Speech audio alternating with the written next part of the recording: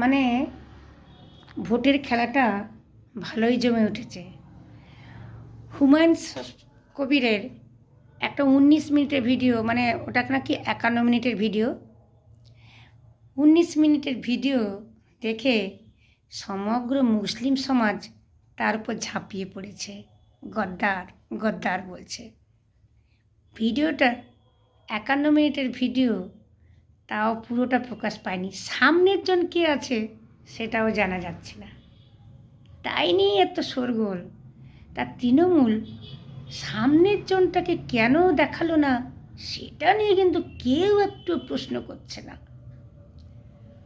ভাই সংখ্যালঘু ইউটিউবরা, আপনারা এত কিছু দেখাচ্ছেন যে কিভাবে এটা ইয়াই নয়, এটা সত্যি, এইভাবে করলে ওইভাবে করলে। আমারও তো সব জ্ঞান নেই, তোমাদের তো প্রচুর জ্ঞান, প্রচুর বুদ্ধি, কিন্তু সব কিছু করে ওই সামনের জনটা কে সেইটা প্রকাশ না করেই এত কিছু বলে যাচ্ছ। তোমাদের বাহারটা তো বেশ ভালো হচ্ছে মশাই। আর সামনাসামনি এত টাকা বেরোলো খাটের তলা থেকে, হ্যাঁ, তারপরেও তোমরা ভোট দিয়ে দিলে। এত চাকরি গেল, সাদা খাতা জমা দিয়ে চাকরি পেলো, 26,000-এর চাকরি বাতিল হলো, তারপরেও কিন্তু তোমরা ভোট দিলে সেই দিদিমণিকে।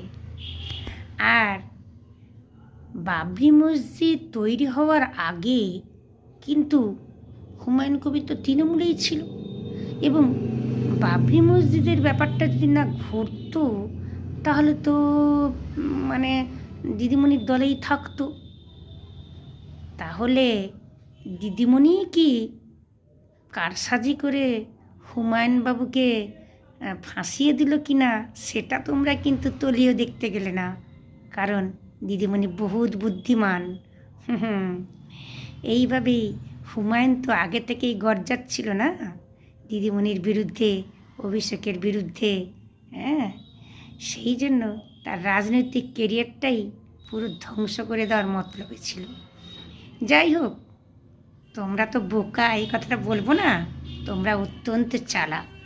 তা তোমরা এত চালাক, সেই চালাকিটা কি বেশি হয়ে গেল না বোকামিটা কম হয়ে গেল তোমরাই বলবে। আর 26-এ আরাম করে 26,000 বাতিল চাকরির দুর্নীতিগ্রস্ত সরকার